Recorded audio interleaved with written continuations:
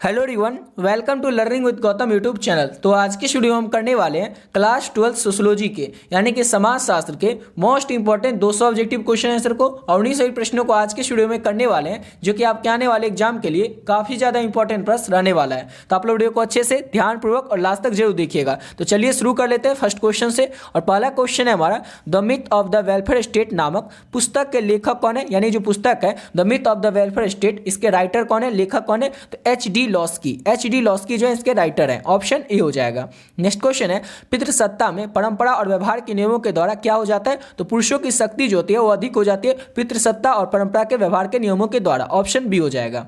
अगला क्वेश्चन है, किसने कहा था, ये जो लाइन आगे दिया हुआ है, किसने कहा था कि पितृसत्ता जो है पुरुषों की सत्ता का स्थानांतरण है? ऐसा किसने कहा था? तो जी लर्नर ने कहा था, यानी कि ऑप्शन ए हो जाएगा। जी लर्नर ने क्या कहा था कि पितृसत्ता जो है ये पुरुषों की सत्ता का स्थानांतरण है, यानी कि कहा था जी लर्नर ने। ऑप्शन ए हो जाएगा। नेक्स्ट क्वेश्चन है, राज्य के निर्माण में इनमें से कौन सा सर्वप्रथम तत्व है? तो किसी राज्य का निर्माण करने में, बनाने में, ये चार ऑप्शन में से आपको बताना है कि कौन सा जो है सर्वप्रथम तत्व है। तो जनसंख्या, निश्चित भूभाग और सरकार, ये तीनों जो है सर्वप्रथम तत्व है किसी भी राज्य का निर्माण करने में यानी कि बनाने में। ऑप्शन डी हो जाएगा, उपयुक्त सभी तत्व। अगला क्वेश्चन करते हैं। नेक्स्ट क्वेश्चन है, निम्न में से यानी कि जो चार ऑप्शन दिए हुए इसमें से कौन जातिवाद के निवारण का उपाय है? यानी कि जातिवाद को दूर करने का चार ऑप्शन में से आपको बताना है कि कौन सा उपाय है। तो जातीय संगठन जो होते हैं उस पर प्रतिबंध लगाना, रोक लगाना, अंतर जातीय विवाह करना और सामाजिक शिक्षा, ये तीनों जो है जातिवाद के निवारण के यानी कि जातिगत को जो होता है इसको दूर करने के उपाय है, यानी कि ऑप्शन डी हो जाएगा, उपयुक्त सभी। नेक्स्ट क्वेश्चन करते हैं। और अगला क्वेश्चन है हमारा, भारतीय समाज की सामाजिक बुराइयों के विरुद्ध किसने प्रयत्न किया था? भारतीय समाज की जो सामाजिक बुराई है, इस बुराइयों के विरुद्ध किसने आवाज उठाया था, किसने इसको दूर करने का प्रयत्न किया था? तो इसको प्रयत्न किया था ज्योतिबा फुले ने, यानी कि ऑप्शन ए हो जाएगा। अगला क्वेश्चन है, सामाजिक अध्ययन में प्रयोग होता है? तो सामाजिक अध्ययन में जो है प्रश्नावली का प्रयोग होता है, साक्षात्कार का प्रयोग होता है, अनुसूची का प्रयोग होता है, यानी कि ऑप्शन डी हो जाएगा। तीनों का प्रयोग होता है सामाजिक अध्ययन में। ऑप्शन डी हो जाएगा। अगला क्वेश्चन है, निम्नलिखित में से यानी कि चार ऑप्शन दिया इसमें से कौन सूचनाओं का प्राथमिक स्रोत है? सूचनाओं का प्राथमिक स्रोत कौन है? तो अवलोकन। अवलोकन जो है सूचनाओं का प्राथमिक स्रोत है। ऑप्शन ए हो जाएगा। अगला क्वेश्चन है हमारा, प्रश्नवाली के द्वारा केवल उन्हीं व्यक्तियों से सूचना प्राप्त की जा सकती है जो प्रश्नवाली के द्वारा केवल उन्हीं व्यक्तियों से सूचना प्राप्त की जा सकती है जो कि शिक्षित हो, यानी कि ऑप्शन इसका सी हो जाएगा। अगला क्वेश्चन है हमारा, निम्नलिखित में से कौन, यानी कि जो चार ऑप्शन दिया इसमें से कौन एक परियोजना कार्य का उद्देश्य नहीं है? तो परियोजना कार्य का उद्देश्य कौन नहीं है? तो किसी समस्या का उन्मूलन करना जो है यह परियोजना कार्य का उद्देश्य नहीं होता है, यानी कि ऑप्शन इसका बी हो जाएगा। अगला क्वेश्चन है हमारा, निम्नलिखित में से कौन परियोजना कार्य का एक चरण है? परियोजना कार्य का कौन एक चरण है? तो देखिए, अध्ययन विषय का चुनाव, अध्ययन प्रविधियों का निर्धारण और तथ्यों का संलयन, ये तीनों जो है परियोजना कार्य का एक चरण है, यानी कि ऑप्शन इसका डी हो जाएगा, उपयुक्त सभी चरण। अगला क्वेश्चन है हमारा, किस दिन अंतरराष्ट्रीय औषधि दुरुपयोग एवं अनैतिक व्यापार निरोध दिवस मनाया जाता है? ये कब मनाया जाता है? तो 26 जून को मनाया जाता है। प्रत्येक वर्ष 26 जून को अंतरराष्ट्रीय औषधि दुरुपयोग एवं अनैतिक व्यवहार निरोधक दिवस के रूप में मनाया जाता है। ऑप्शन ए हो जाएगा। अगला क्वेश्चन है, किस वर्ष बिहार में पूर्ण नशाबंदी कानून लागू हुआ था? बिहार में शराबबंदी कानून जो था कब लागू किया गया था? तो वर्ष 2016 में बिहार में पूर्ण रूप से शराबबंदी कानून को लागू किया गया था। ऑप्शन बी हो जाएगा। अगला क्वेश्चन है, किस प्रधानमंत्री के कार्यकाल में एंटी नार्कोटिक एक्ट पास हुआ था? एंटी नार्कोटिक एक्ट जो था ये किस प्रधानमंत्री के कार्यकाल में पास हुआ था? तो राजीव गांधी के कार्यकाल में एंटी नार्कोटिक एक्ट को पास किया गया था। ऑप्शन ए हो जाएगा। अगला क्वेश्चन है, निम्न में से यानी कि जो चार ऑप्शन दिया इसमें से किसको नगरीकरण बढ़ावा देती है? नगरीकरण जो है किसको बढ़ावा देती है? तो गुणवत्ता को, प्रदूषण को, मैं की भावना को, इन सभी को नगरीकरण जो है बढ़ावा देती है, यानी कि ऑप्शन डी हो जाएगा, उपयुक्त सभी को।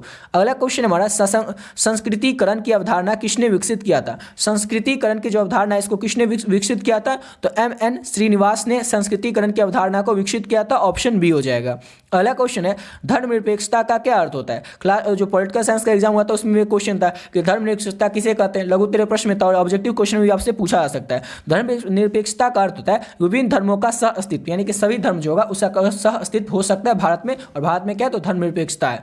अन्य धर्मों के प्रति श्रद्धा, यही होता है धर्मनिरपेक्षता का अर्थ। उसके बाद होता है कि राज्य का अपना कोई धर्म नहीं होगा, जैसे कि भारत का कोई अपना धर्म नहीं, भारत जो है धर्मनिरपेक्ष देश है, यानी कि ऑप्शन डी हो जाएगा। इनमें से सभी जो है ये धर्मनिरपेक्षता का अर्थ होता है। ऑप्शन डी हो जाएगा। अगला क्वेश्चन है, परिवार की उत्पत्ति के संबंध में एक विवाह के सिद्धांत के प्रतिपादक कौन थे? तो इसके प्रतिपादक थे वेस्टर मार्क। ऑप्शन सी हो जाएगा। परिवार की उत्पत्ति के संबंध में एक विवाह सिद्धांत के प्रतिपादक जो थे वेस्टर मार्क थे। ऑप्शन सी हो जाएगा। अगला क्वेश्चन है, परिवार की उत्पत्ति के विकासवादी सिद्धांत के प्रमुख समाजशास्त्री कौन थे? इसके प्रमुख समाजशास्त्री जो थे बेकोफ थे, यानी कि ऑप्शन इसका ए हो जाएगा।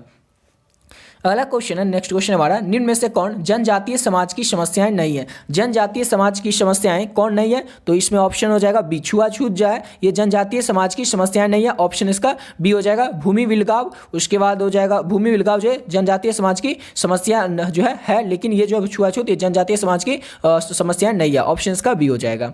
अगला क्वेश्चन हमारा, निम्न में से किसने जाति प्रथा की उत्पा पर प्रजातीय दृष्टिकोण को प्रस्तुत किया था? किसने प्रस्तुत किया था? तो रिजले ने प्रस्तुत किया था जाति प्रथा की उत्पा पर प्रजातीय दृष्टिकोण को, ऑप्शन बी हो जाएगा। नेक्स्ट क्वेश्चन है हमारा, caste and race in India पुस्तक के लेखक कौन है? ये जो बुक है, बुक का नाम क्या है? तो caste and race in India, ये जो बुक है इस बुक के लेखक कौन है, राइटर कौन है? तो इसके लेखक और राइटर जो है वो धुड़िये हैं, यानी कि ऑप्शन डी हो जाएगा। धुड़िये जो है caste and race in India पुस्तक के लेखक हैं, ऑप्शन डी हो जाएगा। अगला क्वेश्चन हमारा, जब एक वर्ग पूर्णतः अनुवांशिकता आधारित हो तो उसे हम जाति कहते। ये जो कथन था ये कथन किसका था? तो कूले का ये कथन था, ऑप्शन ए हो जाएगा। जब एक वर्ग पूर्णतः अनुवांशिकता आधारित हो तो उसे हम जाति कहते हैं और ये कथन था कूले का, ऑप्शन ए हो जाएगा। नेक्स्ट क्वेश्चन है हमारा, कास्ट क्लास एंड पावर पुस्तक के लेखक कौन है? ये जो बुक है बुक का नाम है कास्ट क्लास एंड पावर, इस पुस्तक के लेखक कौन है? तो वनई जो है ये कास्ट क्लास एंड पावर पुस्तक के लेखक है, ऑप्शन सी हो जाएगा। नेक्स्ट क्वेश्चन है, वह समूह कौन सा है जिसकी की सदस्यता जन्म से निर्धारित होती है तथा आजन्म रहती है? वह समूह कौन सा है? तो वह समूह जाति है। जाति क्या होती है? ये एक ऐसी सदस्यता है जो कि जन्म से निर्धारित होती है और जन्म रहती है, इनके पूरे जन्म भर रहती है। लोग किस जाति का, ये पूरा जन्म भर उसे याद रहता है कि वो किस जाति का और उसे वही में उसी जाति में रहना पड़ता है। अगला क्वेश्चन है, भील नामक जनजाति किस राज्य में निवास करती है? तो भील नामक जनजाति जो है राजस्थान राज्य में निवास करती है, ऑप्शन ए हो जाएगा। जितना क्वेश्चन आपको बताने, सभी क्वेश्चन आपके आने वाले एग्जाम के लिए सोशियोलॉजी के लिए काफी ज्यादा इंपॉर्टेंट प्रश्न है, तो आप लोग वीडियो में लास्ट तक बने रहिएगा। नेक्स्ट क्वेश्चन कर लेते हैं, और अगला क्वेश्चन है हमारा, जाति व्यवस्था का व्यासात्मक सिद्धांत के प्रतिपादक कौन थे? इसके प्रतिपादक कौन थे? तो रिजेल थे जो थे ये जाति व्यवस्था के व्यासात्मक सिद्धांत के प्रतिपादक थे, ऑप्शन ए हो जाएगा। अगला क्वेश्चन है, किस जनजाति में परीक्षा विवाह प्रचलित है? किस जनजाति में जो है परीक्षा विवाह जो है प्रचलित है? तो संथाल जनजाति में जो परीक्षा विवाह है ये प्रचलित है, यानी कि फेमस है, ऑप्शन डी हो जाएगा। अगला क्वेश्चन है, महर का संबंध किस विवाह से होता है? महर का संबंध जो होता है, मेहर का संबंध जो होता है ये होता है मुस्लिम विवाह से संबंधित, ऑप्शन ए हो जाएगा। मुस्लिम विवाह में मेहर दिया जाता है, जैसे दहेज दिया जाता है हिंदू विवाह में, वैसे मुस्लिम विवाह में मेहर दिया जाता है, ऑप्शन ए हो जाएगा। अगला क्वेश्चन है, मुस्लिम समुदाय में कितने प्रकार के विवाह प्रचलित है? मुस्लिम विवाह में 3 प्रकार के, मुस्लिम समुदाय जो होता है मुस्लिम समुदाय, इसमें 3 प्रकार के विवाह का प्रचलन है, प्रचलित है, ऑप्शन इसका ए हो जाएगा। अगला क्वेश्चन है, कहाँ वस्तुएं एवं सेवाएं मुद्रा में खरीदी एवं बेची जाती है? कहाँ पर जो वस्तु होती है वो सेवाएं, कहाँ पर जो वस्तु होती है उस सेवा में मुद्रा में खरीदी जाती है और बेची भी जाती है? तो बाजार में क्या होता है, कुछ भी सामान खरीदा जाता है और बेचा जाता है।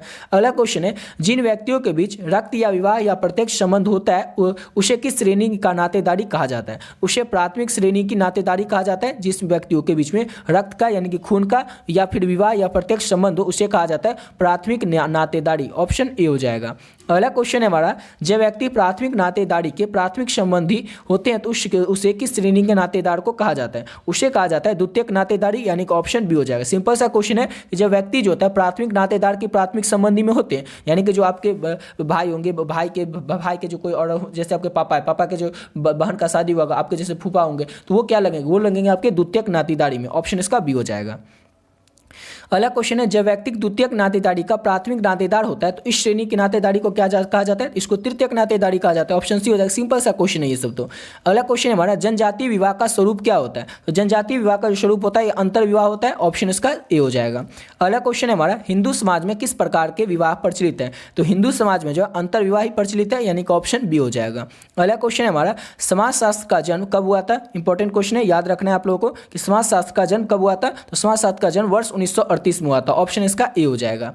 अगला क्वेश्चन है हमारा, the military force of resilience life पुस्तक किसने लिखी है? ये जो पुस्तक है the military force of resilience life पुस्तक, इसके लेखक कौन है? इसको लिखा किसने? तो दुखी ने इसको लिखा, ऑप्शन सी हो जाएगा। दुखी इसके राइटर हैं। अगला क्वेश्चन है हमारा, भारतीय संविधान के किस अनुच्छेद के द्वारा लोकसभा में अनुसूचित जाति एवं जनजाति के सदस्यों के लिए स्थान जो है ये आरक्षित किया गया? अनुच्छेद 334 के द्वारा लोकसभा में अनुसूचित जाति और जनजाति जो है इनके लिए क्या किया गया? सीट जो है वो आरक्षित कर दिया गया, यानी कि ऑप्शन ए हो जाएगा। अगला क्वेश्चन है, इनमें से यानी कि 4 ऑप्शन में से कौन जाति व्यवस्था की देन है? जाति व्यवस्था की कौन सी देन है? तो जातिवाद जो है जाति व्यवस्था की देन है, ऑप्शन सी हो जाएगा। अगला क्वेश्चन है हमारा, प्रायः संयुक्त रूप से संयुक्त परिवार का कर्ता कौन होता है? संयुक्त परिवार जो इसका कर्ता कौन होता है? तो संयुक्त परिवार का सबसे बड़ा मुखिया कौन होता है? तो उस घर का सबसे बुजुर्ग व्यक्ति, यानी सबसे बुजुर्ग पुरुष, ऑप्शन ए हो जाएगा। अगला क्वेश्चन है, निम्नलिखित में से क्या संयुक्त परिवार का प्रकार नहीं है? संयुक्त परिवार का प्रकार क्या नहीं? तो व्यक्तिवादिता जो है संयुक्त परिवार का प्रकार नहीं है, यानी कि ऑप्शन सी हो जाएगा। अगला क्वेश्चन है, जाति का आधार क्या है? जाति जो है इसका आधार क्या होता है? तो जाति किस तरह से होता है? जो जिस जन्म लेगा वही उसी जाति का होगा, यानी कि ऑप्शन डी हो जाएगा, इसका आधार जन्म होता है। अगला क्वेश्चन है हमारा नेक्स्ट क्वेश्चन, निम्न में से कौन द्विज नहीं कहलाते? द्विज कौन नहीं कहलाते? चार ऑप्शन में सबको बताना है। तो शूद्र जो होते हैं द्विज नहीं कहलाते, यानी कि ऑप्शन डी हो जाएगा। अगला क्वेश्चन है हमारा, निम्न में से जो चार ऑप्शन दिया हुआ इसमें से भारत के किस राज्य में आदिवासी आबादी सर्वाधिक है? भारत के किस राज्य में ना आदिवासी आबादी जो सबसे ज्यादा है? तो भारत के छत्तीसगढ़ राज्य जो है इसमें आदिवासी आबादी जो है सबसे ज्यादा, ऑप्शन बी हो जाएगा। अगला क्वेश्चन है, भारतीय परिवारों पर नगरीकरण के प्रभाव के कारण है? तो भारतीय परिवारों पर नगरीकरण के प्रभाव के क्या कारण है? तो देखिए, स्त्री पुरुष में समान स्थिति, ये जो है भारतीय परिवार में नगरीकरण के प्रभाव के कारण है, ऑप्शन बी हो जाएगा। अगला क्वेश्चन है, निम्न में से चार ऑप्शन में से कौन परिवार की विशेषता है? तो परिवार की विशेषता कौन है? तो सार्वभौमिकता, सीमित आकार, भावनात्मक आधार, यानी कि ऑप्शन डी हो जाएगा। इनमें से सभी, ये सभी जो है ये क्या है? तो ये सीमित जो परिवार की विशेषता है, ऑप्शन इसका डी हो जाएगा। अगला क्वेश्चन है, बहुपति विवाह किस जनजाति में पाई जाती है? बहुपति विवाह जो होता है किस जनजाति में पाया जाता है? तो ये होता है टोडा जनजाति में, ऑप्शन बी हो जाएगा। टोडा जनजाति में बहुपति विवाह जो होता है ये पाया जाता है, ऑप्शन बी हो जाएगा। अगला क्वेश्चन है, चाचा नातेदारी की किस श्रेणी के अंतर्गत आता है? तो चाचा जो होता है ये नातेदारी के द्वितीय श्रेणी में आता है, ऑप्शन बी हो जाएगा। अगला क्वेश्चन है, भारतीय समाज में सामाजिक स्थिरीकरण का बुनियादी आधार क्या होता है? तो भारतीय समाज में सामाजिक स्थिरीकरण का जो बुनियादी आधार है वो जाति ही होता है, यानी कि ऑप्शन इसका बी हो जाएगा। अगला क्वेश्चन कर लेते हैं। नेक्स्ट क्वेश्चन है, भारत का सबसे बड़ा जनजातीय समूह कौन सा है? तो भारत का सबसे बड़ा जनजातीय समूह जो है वो भील जनजाति है, यानी कि ऑप्शन सी हो जाएगा। याद रखिएगा, भील जनजाति जो है भारत का सबसे बड़ा जनजातीय समूह है। नेक्स्ट क्वेश्चन है, संयुक्त परिवार की प्रकृति होती है? तो संयुक्त परिवार की जो प्रकृति है किस तरह की प्रकृति होती है? तो समाजवादी प्रकृति होती है संयुक्त परिवार की, यानी कि ऑप्शन बी हो जाएगा। अगला क्वेश्चन है हमारा, दी फैमिली नामक पुस्तक किसने लिखा है? फैमिली नामक पुस्तक जो है इसको किसने लिखा है? तो बर्गस एवलॉक ने। बर्गस एवलॉक ने दी फैमिली नामक पुस्तक जो है इसके लेखक हैं बर्गस एवलॉक, ऑप्शन ए हो जाएगा। अगला क्वेश्चन है, यौन साम्यवाद के सिद्धांत के प्रतिपादक में कौन प्रमुख है? यौन साम्यवाद के सिद्धांत के प्रतिपादक में कौन प्रमुख है? तो मार्गन जो है प्रमुख है, ऑप्शन इसका सी हो जाएगा। नेक्स्ट क्वेश्चन है हमारा, निम्नलिखित में से कौन सामाजिक स्थिरीकरण का प्राणी शास्त्रीय आधार नहीं है? सामाजिक स्थिरीकरण का प्राणी शास्त्रीय आधार कौन नहीं है? चार ऑप्शन में सबको बताना है, तो आयु नहीं है, ऑप्शन बी हो जाएगा। अगला क्वेश्चन है, सामाजिक स्थिरीकरण के प्रकारों में कौन सा एक प्रकार नहीं है? सामाजिक स्थिरीकरण के प्रकारों में कौन जो चार ऑप्शन में से इसका एक प्रकार नहीं है? तो समुदाय एक प्रकार नहीं है, ऑप्शन सी हो जाएगा। नेक्स्ट क्वेश्चन है हमारा, निम्न में से जो चार ऑप्शन दिया इसमें से विशेषताओं में किसका संबंध जनजातीय अर्थव्यवस्था से नहीं है? विशेषताओं में किसका संबंध जो होता है जनजातीय अर्थव्यवस्था से नहीं होता है? तो मुनाफाखोरी का, ऑप्शन ए हो जाएगा। अगला क्वेश्चन करते हैं। नेक्स्ट क्वेश्चन है, निम्न में से कौन जनजाति की एक विशेषता नहीं है? जनजाति की कौन एक विशेषता नहीं है? अस्पृश्य जो है ये जनजाति की एक विशेषता नहीं है, ऑप्शन डी हो जाएगा। अगला क्वेश्चन है, कौन सा आदिवासी समाज मातृ प्रधान समाज है? ऑप्शन बताना चार ऑप्शन में से ये कौन सा आदिवासी समाज है मातृ प्रधान समाज है? तो ऑप्शन ए हो जाएगा संथाल जनजाति, ऑप्शन ए हो जाएगा। अगला क्वेश्चन करते हैं। नेक्स्ट क्वेश्चन है, कृषि के लिए कौन परिवार अनुकूल है? कृषि के लिए चार ऑप्शन में सबको बताना है कि कौन परिवार अनुकूल है? तो संयुक्त परिवार जो है अनुकूल है, ऑप्शन बी हो जाएगा। अगला क्वेश्चन है हमारा नेक्स्ट क्वेश्चन, नायार जाति में पाए जाने वाले विवाह होता है। नायार जाति में पाया जाने वाला जो विवाह होता है वो क्या होता है? तो वो होता है ऑप्शन इसका हो जाएगा ऑप्शन में डी में से कोई नहीं। अगला क्वेश्चन करते हैं। नेक्स्ट क्वेश्चन है, भारतीय समाज में सामाजिक स्थिरीकरण का बुनियादी आधार क्या होता है? तो भारतीय समाज में सामाजिक स्थिरीकरण का जो बुनियादी आधार है वो जाति ही होता है, यानी कि ऑप्शन बी हो जाएगा। अगला क्वेश्चन है, परंपरागत सिद्धांत के अनुसार जाति प्रथा की उत्पत्ति हुई है। तो परंपरागत सिद्धांत के अनुसार जाति प्रथा की जो उत्पत्ति है ये चार वर्णों से हुई है, यानी कि ऑप्शन सी हो जाएगा। अगला क्वेश्चन है, बाजार विनिमय की विशेषता होती है। बाजार विनिमय की विशिष्टता जो है ये क्या होती है? तो इसकी चारों विशेषता होती है, जैसे कि बहुजन प्रयोजन मुद्रा, उसका मांग की पूर्ति के द्वारा मूल्य निर्धारण और औपचारिक अनुबंध, ये तीनों क्या है? तो बाजार विनिमय की विशिष्टता होती है, ऑप्शन इसका डी हो जाएगा उपयुक्त सभी। अगला क्वेश्चन है, निम्नलिखित में से कौन जाति नहीं है? कौन एक जाति नहीं है? तो क्षत्रिय तो एक जाति नहीं है, क्षत्रिय जो होगा इसका जाति नहीं होगा, ऑप्शन इसका बी हो जाएगा। और क्षत्रिय क्या है? तो जाति नहीं है, ऑप्शन इसका बी हो जाएगा। ब्राह्मण, मुंडा, अग्रवाल ये सब क्या है? तो जाति का नाम है। अगला क्वेश्चन करते हैं। नेक्स्ट क्वेश्चन है, संपूर्ण जाति व्यवस्था की प्रतिष्ठा किस पर आधारित होती है? तो संपूर्ण जाति व्यवस्था की जो प्रतिष्ठा होती है वो वैश्य पर आधारित होती है, यानी कि ऑप्शन इसका डी हो जाएगा। अगला क्वेश्चन है जनजातीय समानता किस स्थान पर निवास करती है। ये जो जनजाति होती है समानता किस स्थानों पर निवास करती है, जंगल में, ये पहाड़ियों पर निवास करती है जनजाति सब, यानी कि ऑप्शन इसका ए हो जाएगा। अगला क्वेश्चन है किस सामाजिक वैज्ञानिक ने कहा था कि बाजार का महत्व सिर्फ इसकी आर्थिक क्रियाओं तक सीमित नहीं है। ऐसा किसने कहा था, तो ऐसा कहा था अल्फ्रेड गेल ने। अल्फ्रेड गेल ने कहा था कि बाजार का जो महत्व है सिर्फ इसकी आर्थिक क्रियाओं तक सीमित नहीं है, यानी कि ऑप्शन इसका बी हो जाएगा, अल्फ्रेड गेल ने कहा था। अगला क्वेश्चन है परिवार एक विवाह पूरक अवधारणाएं हैं। विवाह एक संस्था है, परिवार वह समिति है जिसके संस्था सम्मिलित होती है। ऐसा किसने कहा था, ये लाइन किसने कहा था, तो ऐसा कहा था रिवर्स ने या फिर मेलोनोविस्क ने, इसके बाद क्या है, उसके बाद लोबी ने या फिर वेस्टरमार्क ने, तो ऐसा कहा था मेलोनोविस्क ने, यानी कि ऑप्शन ए हो जाएगा। मेलोनोविस्क ने क्या कहा था कि परिवार एक विवाह पूरक अवधारणा है, विवाह एक संस्था है, परिवार वह समिति है जिसमें संस्था जो होता है वो सम्मिलित होती है, और ऐसा किसने कहा था, मेलिनोव्स्की ने कहा था। ऑप्शन ए हो जाएगा। अगला क्वेश्चन कर लेते हैं। नेक्स्ट क्वेश्चन है हमारा आधुनिक परिवारों में नातेदारी माता या पिता दोनों जन्म के परिवारों के साथ जोड़ी जाती है, ऐसे परिवार को कहते हैं, तो ऐसे परिवार को कहते हैं द्विपक्षीय समूह। ऑप्शन बी हो जाएगा। और सिंपल सा क्वेश्चन था कि आधुनिक परिवार में, कि अभी के परिवार में नातेदारी में माता या पिता दोनों के जन्म के परिवारों के साथ जुड़ी जाती है, ऐसे परिवार को कहा जाता है द्विपक्षीय समूह। ऑप्शन बी हो जाएगा। अगला क्वेश्चन है निम्नलिखित में से कौन सा जाति का मानक नहीं है। चार ऑप्शन में आपको बताना है कि जाति का मानक कौन है, तो अंतर विवाह जो है जाति का मानक नहीं है, ऑप्शन बी हो जाएगा। नेक्स्ट क्वेश्चन है हमारा नातेदारी व्यवहार की उस प्रथा को क्या कहा जाता है जिसमें कि बुआ की विशिष्ट भूमिका होती है, तो उसको कहा जाता है पितृविधेय। ऑप्शन इसका डी हो जाएगा। नातेदारी व्यवहार की उस प्रथा को जिसमें कि बुआ की विशिष्ट भूमिका होती है उसे कहा जाता है पितृविधेय। ऑप्शन डी हो जाएगा। अगला क्वेश्चन है भारत में नातेदारी व्यवस्था का अध्ययन किसने किया था, तो भारत में नातेदारी व्यवस्था का जो अध्ययन है वो कर्व ने किया था, यानी कि ऑप्शन इसका ए हो जाएगा। अगला क्वेश्चन है हमारा family kinship and marriage in India नामक पुस्तक के संपादक कौन है, लेखक कौन है। Family kinship and marriage in India जो पुस्तक है इसके लेखक कौन है, तो पैट्रिसिया ओबराय जो है इसके लेखक है, राइटर है। ऑप्शन डी हो जाएगा। अगला क्वेश्चन है हमारा जाति प्रथा की उत्पत्ति में प्रजातीय सिद्धांत के प्रतिपादक कौन है, तो जाति प्रथा की उत्पत्ति में प्रजातीय सिद्धांत के जो प्रतिपादक है रिजेल है, यानी कि ऑप्शन इसका ए हो जाएगा। अगला क्वेश्चन है जाति यानी कि जो कास्ट है, जाति यानी कास्ट मूल शब्द कास्ट किस भाषा से शब्द है, यानी कि जो कास्ट शब्द है किस भाषा का शब्द है, तो पुर्तगाल का शब्द है, पुर्तगाली का शब्द है जाति यानी कि कास्ट। ऑप्शन इसका डी हो जाएगा। अगला क्वेश्चन है किसने कहा कि धर्म किसी आध्यात्मिक शक्ति में विश्वास है, किसने कहा था कि धर्म जो है किसी आध्यात्मिक शक्ति में विश्वास है, ऐसा कहा था टाइलर ने। ऑप्शन ए हो जाएगा। टाइलर ने कहा था कि धर्म जो है किसी आध्यात्मिक शक्ति में विश्वास है। अगला क्वेश्चन है चाची नातेदारी की किस श्रेणी के अंतर्गत आती है, तो चाची जो होती है नातेदारी के द्वितीय श्रेणी के अंतर्गत आती है। ऑप्शन इसका बी हो जाएगा। अगला क्वेश्चन है निम्न में से इनके चार ऑप्शन में से कौन सा हिंदू विवाह का उद्देश्य है, तो हिंदू विवाह का उद्देश्य क्या हो जाएगा, तो देखिए धार्मिक कर्तव्य पुत्र प्राप्ति और रति, यानी कि ऑप्शन डी हो जाएगा। इनमें से सभी ये सभी जो है ये हिंदू विवाह के उद्देश्य है। ऑप्शन इसका डी हो जाएगा।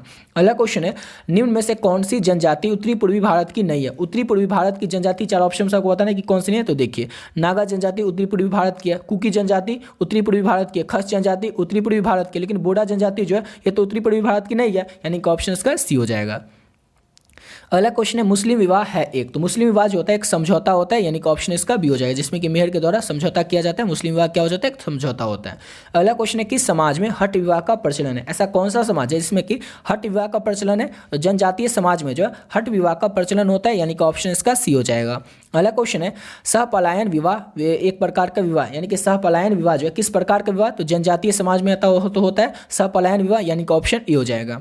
अगला क्वेश्चन है परिवीक्षा विवाह एक प्रकार का है, तो परिवीक्षा विवाह जो किस प्रकार का होता है, तो जनजातीय समाज में होता है परिवीक्षा विवाह। ऑप्शन ए हो जाएगा। अगला क्वेश्चन है हमारा भारत में विवाह और परिवार किसने लिखे है, भारत में परिवार और विवाह जो है इसके पुस्तक जो है किसने लिखा है, तो के एम कपाडिया ने लिखा है। ऑप्शन सी हो जाएगा। के एम कपाडिया ने भारत में विवाह और परिवार को लिखा है। ऑप्शन सी हो जाएगा। अगला क्वेश्चन है हमारा नेक्स्ट क्वेश्चन किस विद्वान ने समाज की सामाजिक संबंधों के जाल के रूप में परिभाषित किया, किस विद्वान ने ना समाज के सामाजिक संबंधों के जाल के रूप में परिभाषित किया, तो मैकाइवर ए पेज ने किया। ऑप्शन इसका डी हो जाएगा। अगला क्वेश्चन है हमारा वर्ग व्यवस्था है एक, तो वर्ग व्यवस्था जो है किस तरह की व्यवस्था है, तो खुली व्यवस्था है वर्ग व्यवस्था। ऑप्शन इसका ए हो जाएगा। अगला क्वेश्चन है हमारा सोसाइटी इन इंडिया किसने लिखा है, तो सोसाइटी इन इंडिया जो पुस्तक है इसके लेखक है मेंडलवम, यानी कि ऑप्शन ए हो जाएगा। मेंडलवम जो है सोसाइटी इन इंडिया पुस्तक के लेखक है। ऑप्शन ए हो जाएगा।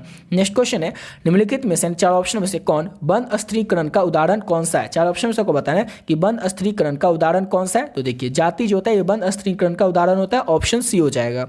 नेक्स्ट क्वेश्चन है निम्न में से कौन से कारक भारतीय जाति व्यवस्था में परिवर्तन के उत्तरदायी हैं। निम्न में से चार ऑप्शन में से कौन से कारक जो होते हैं भारतीय जाति व्यवस्था में परिवर्तन के उत्तरदायी होते हैं, औद्योगिकरण, यानी कि ऑप्शन इसका ए हो जाएगा।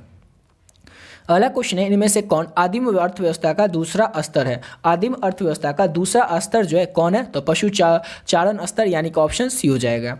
अगला क्वेश्चन है, निम्न में से इनके चार ऑप्शन में से कौन एक वर्ग नहीं है? कौन एक वर्ग नहीं है? तो देखिए ऊपर ही देख चुके हैं, ब्राह्मण जैसे क्षत्रिय वर्ग नहीं होता है, वैसे ब्राह्मण भी वर्ग नहीं होता है, लेकिन डॉक्टर, शिक्षक, वकील ये सब क्या होता है? वर्ग होता है। ब्राह्मण एक वर्ग नहीं होता है। अगला क्वेश्चन है हमारा, सोसाइटी नामक पुस्तक के लेखक कौन है? ये क्वेश्चन तो आपके एग्जाम में कई बार ऑलरेडी पूछा जा चुका है। सोसाइटी नामक पुस्तक के लेखक कौन है? तो मैकाइवर पेज है। मैकाइवर पेज जो है सोसाइटी नामक पुस्तक के लेखक हैं। अगला क्वेश्चन है, निम्न में से चार ऑप्शन में से किसने धर्म की समाजशास्त्रीय अवधारणा को प्रस्तुत किया था? धर्म के समाजशास्त्रीय अवधारणा को किसने प्रस्तुत किया था? दुथिम ने प्रस्तुत किया था, यानी कि ऑप्शन इसका ए हो जाएगा। अगला क्वेश्चन है हमारा, निम्न में से कौन सामाजिक परिवर्तन का कारक है? चार ऑप्शन सबको बताना है कि सामाजिक परिवर्तन का कारक कौन है। तो देखिए तकनीकी, जनसंख्या और संस्कृति, ये तीनों जो है सामाजिक परिवर्तन का कारक है, यानी कि ऑप्शन डी हो जाएगा उपयुक्त सभी। अगला क्वेश्चन है, मार्क्स ने सामाजिक परिवर्तन के लिए किस कारक को उत्तरदायी माना है? मार्क्स जो है इन्होंने सामाजिक परिवर्तन के लिए किस कारक को उत्तरदायी माना है? तो आर्थिक कारक को, यानी कि ऑप्शन इसका सी हो जाएगा। अगला क्वेश्चन है, खासी नामक जनजाति किस राज्य में निवास करती है? तो खासी नामक जनजाति जो होती है ये मेघालय में निवास करती है, यानी कि ऑप्शन इसका सी हो जाएगा। याद रखिएगा, मेघालय में निवास करती है खासी नामक जनजाति। अगला क्वेश्चन है, मामा नातेदारी की किस श्रेणी के अंतर्गत आता है? तो मामा जो होता है ये नातेदारी के तृतीयक श्रेणी के अंतर्गत आता है, यानी कि ऑप्शन इसका सी हो जाएगा।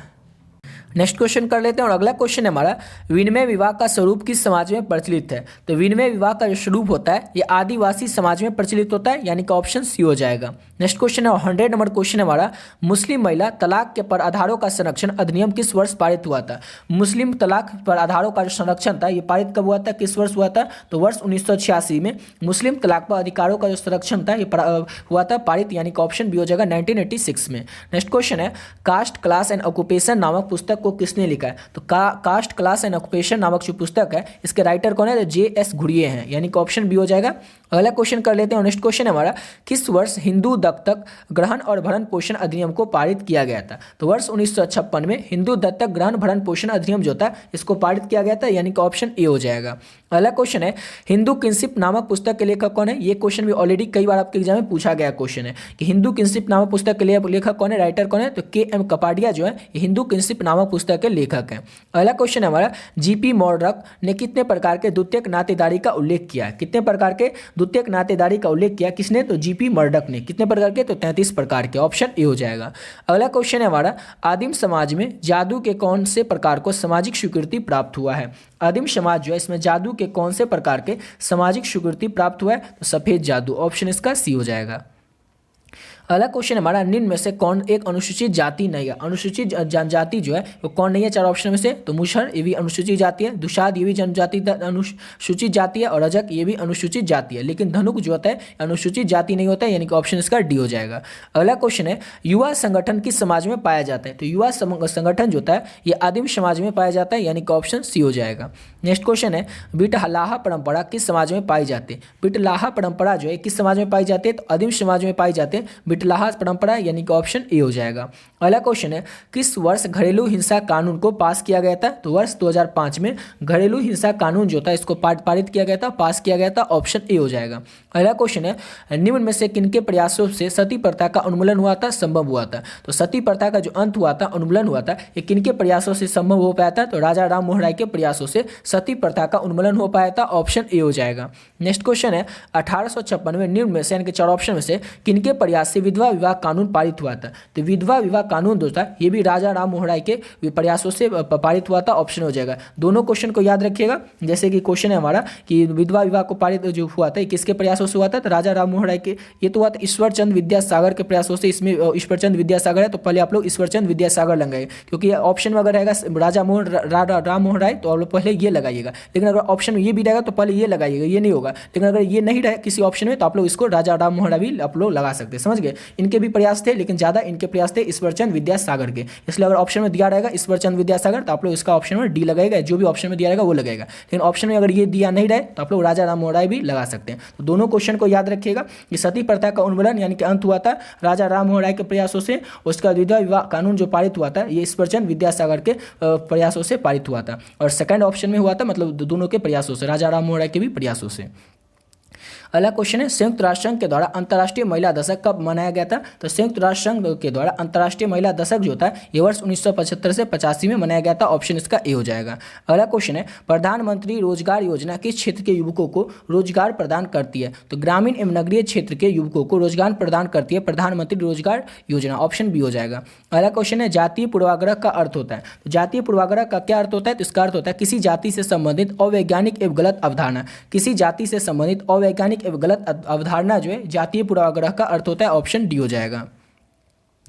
अगला क्वेश्चन है अनुसूचित जनजाति के कल्याण हेतु कौन सा स्वैच्छिक अभिकरण सबसे अधिक महत्वपूर्ण ढंग से कार्यरत है?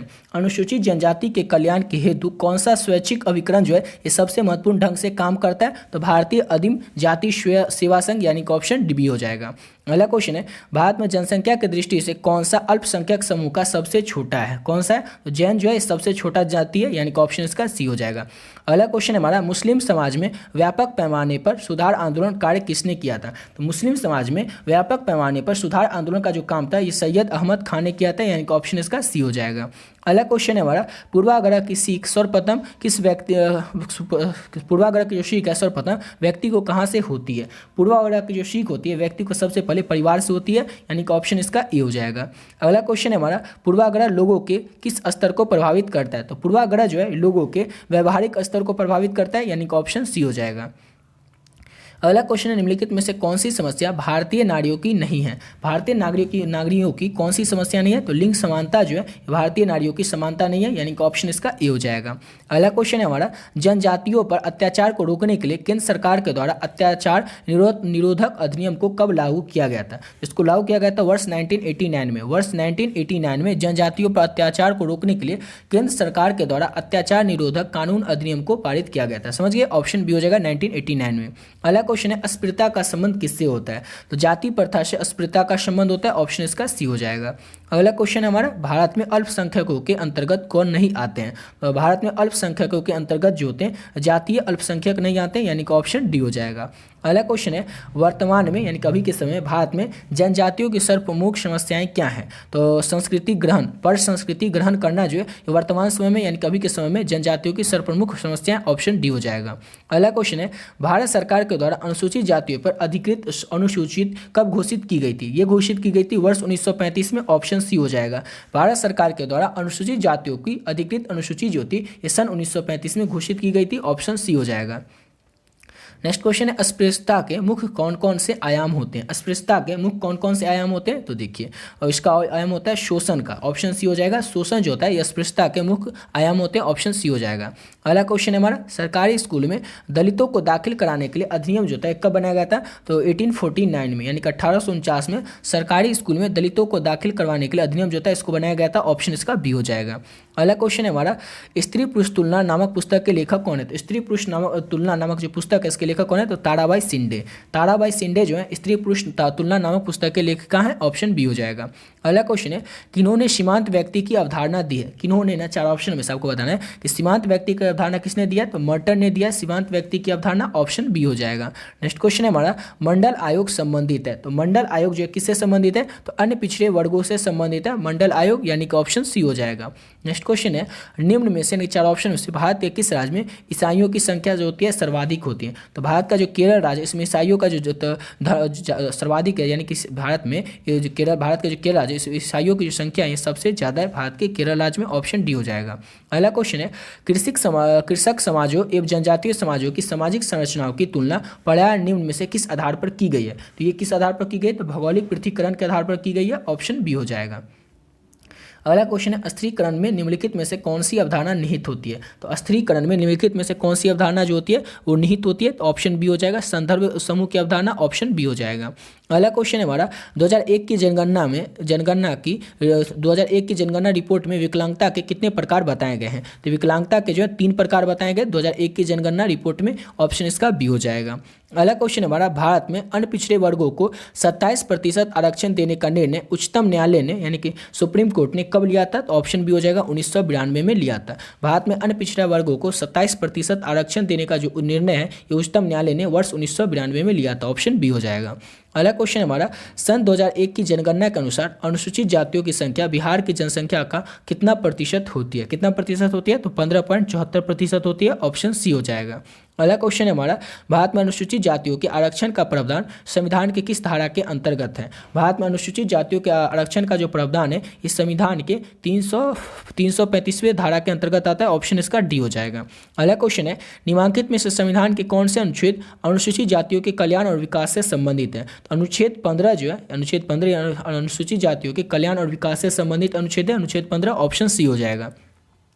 अगला क्वेश्चन है, मंडल आयोग ने अन्य पिछड़े वर्गों के चयन के लिए किन आधारों को स्वीकार किया था? तो मंडल आयोग ने सामाजिक आधारों को स्वीकार किया था अन्य पिछड़े वर्गों के चयन के लिए, यानी कि ऑप्शन इसका ए हो जाएगा, सामाजिक आधारों को। अगला क्वेश्चन है, अनुसूचित जातियों के लिए प्रतियोगी परीक्षाओं के द्वारा होने वाली नियुक्ति में दी जाने वाले आरक्षण का प्रतिशत कितना होता है? यानी कि जो कोई कॉम्पिटिटिव एग्जाम होता है उसमें अनुसूचित जनजातियों के लोगों को कितना प्रतिशत आरक्षण दिया जाता है? तो 15% आरक्षण दिया जाता है। ऑप्शन इसका ए हो जाएगा। अगला क्वेश्चन है, भारत में मंडल आयोग की नियुक्ति की गई थी। तो भारत में मंडल आयोग की जो नियुक्ति है ये कब किया गया था? तो सन 1979 में। 1979 में भारत में मंडल आयोग की नियुक्ति की गई थी। ऑप्शन डी हो जाएगा। अगला क्वेश्चन है, भारत में अन्य पिछड़े वर्गों को आरक्षण देने का निर्णय उच्चतम न्यायालय ने कब लिया था? तो सन 1992 में लिया था। ऑप्शन इसका बी हो जाएगा। भारत में अन्य पिछड़ा वर्गों को आरक्षण देने का जो निर्णय है ये उच्चतम न्यायालय ने सन 1992 में लिया था। ऑप्शन बी हो जाएगा।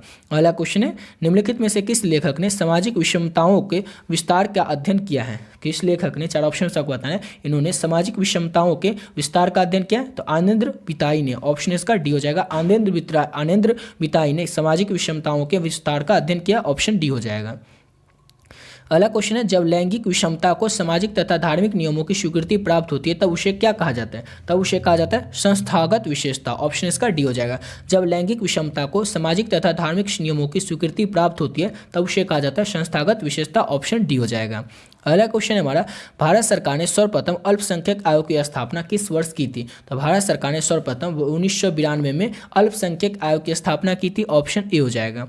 अगला क्वेश्चन है, भारतीय संविधान के किस अनुच्छेद में अल्पसंख्यकों को अपने धर्म के अनुसार व्यवहार करने तथा सभी नियुक्तियों को समान अवसर पाने का अधिकार है? किस अनुच्छेद के तहत? अनुच्छेद 13 के तहत, यानी कि ऑप्शन इसका ए हो जाएगा। अगला क्वेश्चन हमारा, भारत में विकलांगों में सबसे अधिक संख्या किस श्रेणी की है? भारत में विकलांगों की सबसे अधिक संख्या जो किस श्रेणी की है? तो दृष्टिहीन लोगों की श्रेणी की। ऑप्शन इसका ए हो जाएगा। अगला क्वेश्चन हमारा, भारत में विकलांग लोगों की कृत्रिम अंग निर्माण निगम किस नगर में स्थित है? सिंपल सा क्वेश्चन है कि भारत में विकलांग लोग जो हैं उनकी कृत्रिम अंग का जो निर्माण का निगम है वह किस नगर में स्थित है? तो कानपुर में स्थित है। ऑप्शन इसका सी हो जाएगा। अगला क्वेश्चन है, भारत में विकलांग व्यक्ति अधिनियम कब पारित किया गया था? तो भारत में विकलांग व्यक्ति अधिनियम जो था इसको पारित किया गया था सन 1955 में। ऑप्शन डी हो जाएगा। सन 1955 में भारत में विकलांग व्यक्ति अधिनियम को पारित किया गया था। ऑप्शन इसका डी हो जाएगा। अगला क्वेश्चन है, भारत में निम्नलिखित में से किसे अल्पसंख्यक माना जाता है? भारत में किसे, चार ऑप्शन से बताएं, अल्पसंख्यक माना जाता है? तो देखिए, मुस्लिम, सिख और ईसाई तीनों को जो है भारत में अल्पसंख्यक माना जाता है, यानी कि ऑप्शन इसका डी हो जाएगा। अगला क्वेश्चन है, स्त्रियों के निम्न में से यानी कि चार ऑप्शन में से स्थिति का सर्वप्रथम कारण चुने। स्त्रियों के सर्वप्रथम कारण कौन है? चार ऑप्शन सबको बताएं। और शिक्षा जो है स्त्रियों की सर्वप्रथम कारण है, यानी कि ऑप्शन इसका ए हो जाएगा, और शिक्षा का। अगला क्वेश्चन है, भारत के निम्न में से यानी चार ऑप्शन में से किस राज्य में हिंदू लोग अल्पसंख्यक समुदाय के हैं? किस राज्य में? तो जम्मू एवं कश्मीर में। ऑप्शन बी हो जाएगा। जम्मू और कश्मीर में जैसे कि पूरे भारत में क्या है, जैसे मुस्लिम, सिख, ईसाई ये सब क्या है तो अल्पसंख्यक है पूरे भारत में, लेकिन सिर्फ जम्मू कश्मीर एक ऐसा राज्य बन चुका है जहाँ पर कि हिंदू जो है वही क्या है तो अल्पसंख्यक समुदाय के हैं, यानी कि ऑप्शन इसका बी हो जाएगा। अगला क्वेश्चन है, निम्न में से किसे द्वितीयक क्षेत्र में रखा जाता है? द्वितीयक क्षेत्र में किसे रखा जाता है? तो उद्योग जो होता है इसको द्वितीयक क्षेत्र में रखा जाता है। ऑप्शन डी हो जाएगा। अगला क्वेश्चन है, समकेतिक ग्रामीण विकास कार्यक्रम कब प्रारंभ हुआ था? कब शुरू हुआ था समकेतिक ग्रामीण विकास कार्यक्रम? तो ये शुरू हुआ था वर्ष 1977-78 में। ऑप्शन सी हो जाएगा। नेक्स्ट क्वेश्चन है हमारा, किसने कहा था कि नागरिकता एक जीवन पद्धति है? किसने कैसा कहा था कि नागरिकता जो है एक जीवन पद्धति है? इसके चार ऑप्शन से बताना किसने कहा था, तो विर्थ ने कहा था। ऑप्शन सी हो जाएगा। नेक्स्ट क्वेश्चन है हमारा, कब सती प्रथा निषेध निषेध अधिनियम को पारित किया गया था? ये तो ऊपर ही देख लेते हैं। राजा राम मोहन राय के प्रयासों से सती प्रथा का अंत हुआ था, लेकिन ये अंत हुआ कब था? तो सन 1829 में, 1829 में, 1829 में सती प्रथा अधिनियम को पारित किया गया था। ऑप्शन इसका बी हो जाएगा। अगला क्वेश्चन है हमारा, नेक्स्ट क्वेश्चन, आर्य समाज की स्थापना कब हुई थी? आर्य समाज की स्थापना किसने किया था? तो राजा राम मोहन राय ने किया था। और कब किया था? तो 1875 में, सन 1875 में आर्य समाज की स्थापना की गई थी। ऑप्शन ए हो जाएगा। अगला क्वेश्चन, स्त्रियों व कन्याओं का अनैतिक व्यापार अधिनियम कब पारित हुआ था? स्त्रियों व कन्याओं का अनैतिक व्यापार अधिनियम जो था इसको सन 1956 में पारित किया गया था। ऑप्शन सी हो जाएगा। नेक्स्ट क्वेश्चन हमारा, गांव से लोगों का शहर की ओर जाना और शहरी मूल्यों को अपनाने को क्या कहते हैं? इसको क्या कहा जाता है? इसको कहा जाता है नगरीकरण, यानी कि ऑप्शन इसका बी हो जाएगा। गांव के लोग जो होते हैं शहर की ओर जाते हैं और शहरी मूल्यों को अपनाते हैं, और इसी को क्या कहा जाता है? तो नगरीकरण कहा जाता है। ऑप्शन इसका बी हो जाएगा। अगला क्वेश्चन है, किसने कहा था कि केवल उत्पादन में होने वाली वृद्धि और प्रति व्यक्ति आय में वृद्धि होने वाली आधुनिकीकरण ही नहीं है? ऐसा किसने कहा था? तो ऐसा कहा था एस.सी. दुबे ने। ऑप्शन बी हो जाएगा। पहले क्वेश्चन समझिए। क्वेश्चन है कि किसने कहा था, ऐसा किसने कहा था कि केवल उत्पादन में होने वाली वृद्धि और प्रति व्यक्ति आय में वृद्धि होना आधुनिकीकरण नहीं है? ऐसा किसने कहा था? ऐसा कहा था एस.सी. दुबे ने। ऑप्शन बी हो जाएगा। अगला क्वेश्चन है हमारा, social change in modern India नामक पुस्तक के लेखक कौन है? Social change in modern India नामक पुस्तक जो है इसके लेखक कौन है? तो श्रीनिवास जो है social change in modern India नामक पुस्तक के लेखक है। ऑप्शन ए हो जाएगा। अगला क्वेश्चन है, ब्राह्मीकरण की अवधारणा किसके द्वारा दी गई थी? ब्राह्मीकरण की जो अवधारणा है किसके द्वारा दी गई थी? तो श्रीनिवास के द्वारा दी गई थी ब्राह्मीकरण की अवधारणा। ऑप्शन ए हो जाएगा। अगला क्वेश्चन है हमारा, धर्मनिरपेक्षीकरण की प्रक्रिया किस विचार को अधिक प्रभावित करता है? तो धर्मनिरपेक्षीकरण की जो प्रक्रिया है ये किस विचार को सबसे अधिक प्रभावित करता है? तो इसमें ऑप्शन पवित्रता, अपवित्रता, पवित्रता, ये कोई नहीं होगा। ऑप्शन इसमें से तीनों में से कोई नहीं होगा, इसलिए ऑप्शन इसका हो जाएगा डी, इनमें से कोई नहीं। अगला क्वेश्चन है, सूचना का अधिकार अधिनियम कब लागू किया गया था? तो सूचना के अधिकार के अधिनियम को 12 अक्टूबर 2005 को लागू किया गया था। ऑप्शन डी हो जाएगा। अगला क्वेश्चन है, ग्रामीण से नगरीय क्षेत्र के में रूपांतरित होने वाला पहला देश कौन है? तो ग्रामीण से नगरीय क्षेत्र में रूपांतरित होने वाला जो पहला देश है वो ब्रिटेन है, यानी कि ऑप्शन इसका ए हो जाएगा।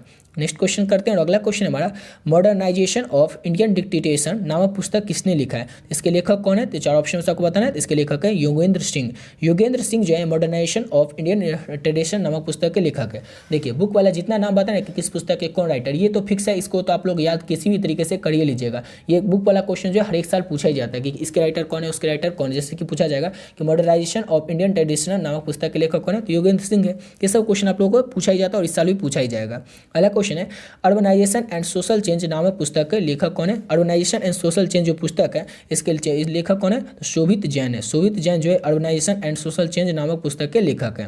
अगला क्वेश्चन है, औद्योगिकरण के फलस्वरूप नगरों में किस तरह का प्रदूषण उत्पन्न होता है? तो देखिए औद्योगिकरण जो होता है, इतना जो फैक्ट्री सब लगाया जा रहा है, इसके कारण कौन सा प्रदूषण होता है नगरों में, शहर में? तो जल प्रदूषण भी होता है, वायु प्रदूषण भी होता है और ध्वनि प्रदूषण भी होता है। क्योंकि फैक्ट्री चलता है तो आवाज़, उससे मशीनों से आवाज़ बहुत ज़्यादा निकलता है। धुआं से क्या होता है? तो वायु प्रदूषण होता है। वो जो क्या होता है, उसका फैक्ट्री का जितना भी कचरा होता है वो नदी में बहा जाता है, बहा दिया जाता है, तालाब में बहा दिया जाता है। इससे क्या होता है? जल प्रदूषण भी होता है। यानी कि ऑप्शन डी हो जाएगा। औद्योगिकरण के फलस्वरूप यानी कि औद्योगिकरण के कारण ये सभी तरीके का प्रदूषण उत्पन्न होता है। अगला क्वेश्चन है, दहेज निरोधक अधिनियम को कब पारित किया गया था? दहेज नहीं लेना, इस अधिनियम को कब पारित किया गया था? दहेज निरोधक अधिनियम को तो वर्ष 1961 में दहेज निरोधक अधिनियम को पारित किया गया था। ऑप्शन बी हो जाएगा। अगला क्वेश्चन है, आर्य समाज के संस्थापक कौन थे? तो आर्य समाज के संस्थापक कौन थे? तो दयानंद सरस्वती जो थे ये आर्य समाज के संस्थापक थे। ऑप्शन सी हो जाएगा। नेक्स्ट क्वेश्चन है हमारा, भारत में किसने सर्वप्रथम सती प्रथा के विरुद्ध आवाज़ उठाई थी? भारत में सबसे पहले सती प्रथा के विरुद्ध में आवाज़ किसने उठाया था? तो राजा राम मोहन राय ने। ऑप्शन इसका सी हो जाएगा। ऑप्शन सी हो जाएगा। राजा राम मोहन राय ने सती प्रथा के विरुद्ध में आवाज़ उठाया था। ऑप्शन सी हो जाएगा। अगला क्वेश्चन हमारा, बाल विवाह निरोधक अधिनियम किस साल लागू हुआ था? तो बाल विवाह निरोधक अधिनियम जो था सन 1929 में ही लागू हो गया था, यानी कि ऑप्शन इसका ए हो जाएगा। 1929 सन 1929 में ही बाल विवाह निरोधक अधिनियम को लागू कर दिया गया था। ऑप्शन इसका ए हो जाएगा। अगला क्वेश्चन है, किसने कहा कि ग्रामीण क्षेत्रों में नगरीय क्षेत्रों में बदलने की प्रक्रिया को हम नगरीकरण कहेंगे? ऐसा किसने कहा था? तो बर्गल ने कहा था। ऑप्शन बी हो जाएगा। बर्गल ने कहा था कि ग्रामीण क्षेत्रों का नगरीय क्षेत्रों में जो बदलने की प्रक्रिया होता है इसी को हम लोग नगरीकरण कहेंगे, ऐसा कहा था बर्गल ने। ऑप्शन बी हो जाएगा। नेक्स्ट क्वेश्चन है हमारा, संस्कृतिकरण की प्रक्रिया की अनुसार निम्न जातियों में से किस जाति के व्यवहार का अनुसरण करती है? तो द्विज जाति के अनुसरण करती है। ऑप्शन इसका बी हो जाएगा। अगला क्वेश्चन हमारा, नगरीयता जीवन का एक तरीका है जबकि नगरीकरण एक प्रक्रिया है, ऐसा किसने कहा था? तो ऐसा कहा था वर्थ ने, यानी कि ऑप्शन इसका बी हो जाएगा। नगरीयता जो है जीवन का एक तरीका है जबकि नगरीकरण जो एक प्रक्रिया है, और ऐसा कहा था वर्थ ने, ऑप्शन बी हो जाएगा। नेक्स्ट क्वेश्चन है हमारा, भारत में लौकीकरण किसकी देन है? भारत में लौकीकरण जो है किसकी देन है? तो अमेरिकी की देन है, अमेरिका की देन है भारत में लौकीकरण, ऑप्शन इसका ए हो जाएगा। अगला क्वेश्चन है, आधुनिकीकरण को समाज की संरचना में परिवर्तन लाने वाली एक महत्वपूर्ण प्रक्रिया है, प्रक्रिया के रूप में किसने स्पष्ट किया था? इसको किसने स्पष्ट किया था? और डैनियल लर्नर ने इसको स्पष्ट किया था, ऑप्शन सी हो जाएगा। अगला क्वेश्चन है, औद्योगिक समाज में परिवार किस प्रकार की इकाई है? औद्योगिक समाज में परिवार जो है किस प्रकार की इकाई होती है? तो उपयोग प्रकार की इकाई होती है औद्योगिक समाज में परिवार, ऑप्शन बी हो जाएगा। अगला क्वेश्चन है हमारा, वास्तव में संस्कृतिकरण किस अवधारणाओं को स्पष्ट करता है? तो वास्तव में संस्कृतिकरण जो है ये ब्राह्मीकरण, संस्कृतिकरण, अग्रिम समाजीकरण एवं अनुकरण, इन सभी अवधारणाओं को स्पष्ट करता है वास्तव में संस्कृतिकरण, यानी कि ऑप्शन डी हो जाएगा उपयुक्त सभी।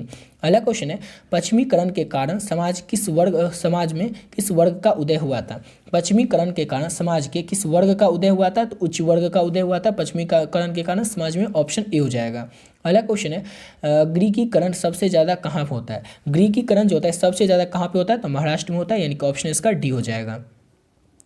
अगला क्वेश्चन है, किस उद्योग के आरंभ यानी कि शुरू में होने को औद्योगिक क्रांति की उत्पत्ति मानी जाती है? किसको मानी जाती है? तो चमड़ा उद्योग को, ऑप्शन इसका सी हो जाएगा। चमड़ा उद्योग जो है इसको आरंभ में यानी कि शुरू में होने वाले औद्योगिक क्रांति की उत्पत्ति मानी जाती है, ऑप्शन सी हो जाएगा। अगला क्वेश्चन है कि अब औद्योगिक क्रांति हुई कब थी? कई बार हम लोग सुन चुके हैं औद्योगिक क्रांति, लेकिन औद्योगिक क्रांति हुई कब थी? औद्योगिक क्रांति का सूत्रपात कब हुआ था? 1767 में, 1676 1767 में औद्योगिक क्रांति जो है इसका सूत्रपात हुआ था, ऑप्शन सी हो जाएगा। अगला क्वेश्चन है, भारत में औद्योगिकरण का इतिहास किस शताब्दी से आरंभ होता है? भारत में औद्योगिकरण का जो इतिहास है किस शताब्दी से आरंभ होता है? तो 20वीं शताब्दी से भारत में औद्योगिकरण का जो इतिहास है इसका आरंभ होता है, शुरू होता है, ऑप्शन सी हो जाएगा। अगला क्वेश्चन है हमारा, किस संपदा के आधार पर भारत का सबसे बड़ा औद्योगिक देश बन सकता है? किस संपदा के आधार पर भारत जो है पूरा वर्ल्ड का सबसे बड़ा औद्योगिक देश बन सकता है? तो जनसंपदा के अनुसार, यानी कि जनसंपदा के आधार पर भारत जो है ये पूरे वर्ल्ड का सबसे बड़ा औद्योगिक देश बन सकता है, ऑप्शन इसका ए हो जाएगा। जन मतलब लोगों के संपदा के आधार पर। अगला क्वेश्चन है, विद्वानों ने आधुनिकीकरण को किस शब्द के पर्यायवाची माना है? तो विद्वानों ने औद्योगिकरण, इसको भी नहीं होगा, नवीकरण, पश्चिमीकरण, इसी भी नहीं, ऑप्शन इसका डी हो जाएगा, इनमें से किसी को नहीं। अगला क्वेश्चन है हमारा ना, इनमें से आधुनिकीकरण की विशेषता है, चार ऑप्शन में सबको बताना है कि आधुनिकीकरण की कौन सी विशेषता है? तो अधिक सहभागिता जो है आधुनिकीकरण की विशेषता है, यानी कि ऑप्शन सी हो जाएगा। अगला क्वेश्चन है, आधुनिकीकरण की प्रेरणा होने से, आधुनिकीकरण की जो प्रेरणा है ये होने से समाज में कितने प्रकार की अवस्थाएं उत्पन्न होती हैं? तो उत्पन्न होती एक ही प्रकार की अवस्थाएं, ऑप्शन इसका ए हो जाएगा। आधुनिकीकरण जो हो गया है इसकी प्रेरणा के कारण समाज में एक प्रकार की अवस्थाएं उत्पन्न होती है, ऑप्शन इसका एक हो जाएगा, डी हो जाएगा। अगला क्वेश्चन है, नगरीकरण के कारक हैं, तो नगरीकरण के कारक कौन है? तो औद्योगिक विकास, व्यवसायिक गतिशीलता, भौतिकवादी संस्कृति, यानी कि ऑप्शन डी हो जाएगा। उपयुक्त सभी जो है ये नगरीकरण के कारक हैं, ऑप्शन डी हो जाएगा। अगला क्वेश्चन है हमारा नेक्स्ट क्वेश्चन, बड़े नगरीय क्षेत्र के निकाय को कहा जाता है? तो बड़े नगरीय क्षेत्र के निकाय को क्या कहा जाता है? तो नगर निगम कहा जाता है बड़े नगरीय क्षेत्र के निकाय को, ऑप्शन सी हो जाएगा। अगला क्वेश्चन है, विद्वान ने किसकी गतिशीलता व्यक्त करने के लिए संस्कृतिकरण का उपयोग किया था? विद्वान ने किसकी गतिशीलता को व्यक्त करने के लिए संस्कृति शब्द जो संस्कृतिकरण है इसका उपयोग किया था? जाति व वर्ग दोनों की गतिशीलता का उपयोग करने के लिए विद्वान जो थे उन्होंने गतिशीलता को व्यक्त करने के लिए संस्कृतिकरण का उपयोग किया था, जाति और वर्ग दोनों की गतिशीलता को करने के लिए, ऑप्शन इसका सी हो जाएगा।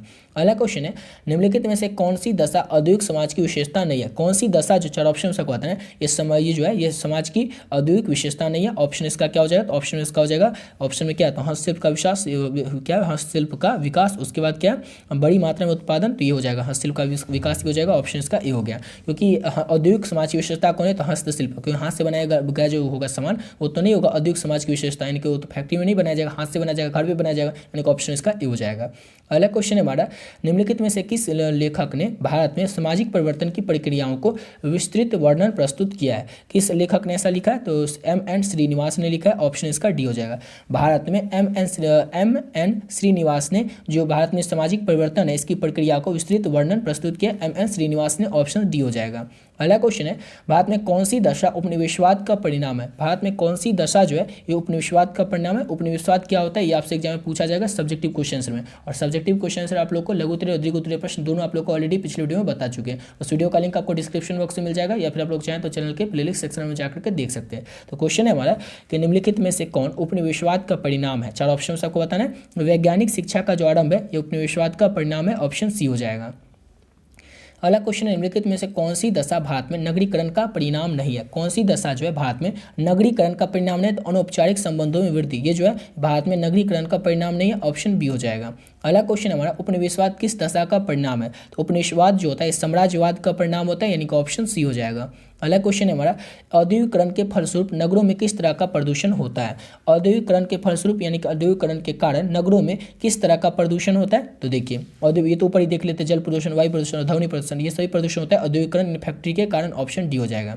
और सेकंड लास्ट क्वेश्चन हमारा कि भारत में निम्न में से किस राज्य में नगरीकरण की मात्रा जो है सर्वाधिक है, सबसे ज़्यादा है। तो भारत के तमिलनाडु राज्य जो है इसमें नगरीकरण की जो मात्रा है, शहरी मात्रा जो सबसे ज़्यादा है, ऑप्शन बी हो जाएगा। और लास्ट क्वेश्चन हमारा दूसरे नंबर क्वेश्चन, धर्मनिरपेक्षता का अर्थ होता है। ये क्वेश्चन ऊपर भी देखे थे, तो फिर से देख लेते हैं कि धर्मनिरपेक्षता का मतलब क्या होता है। धर्मनिरपेक्षता का मतलब है सभी धर्मों को एक समान देखना, सभी धर्मों को एक समान सम्मान देना, विभिन्न धर्मों का सहअस्तित्व, अन्य धर्मों का प्रति श्रद्धा, राज्य का अपना कोई धर्म नहीं होगा, यानी कि ऑप्शन डी हो जाएगा। और भारत क्या है, तो भारत एक धर्मनिरपेक्ष देश है, याद रखिएगा।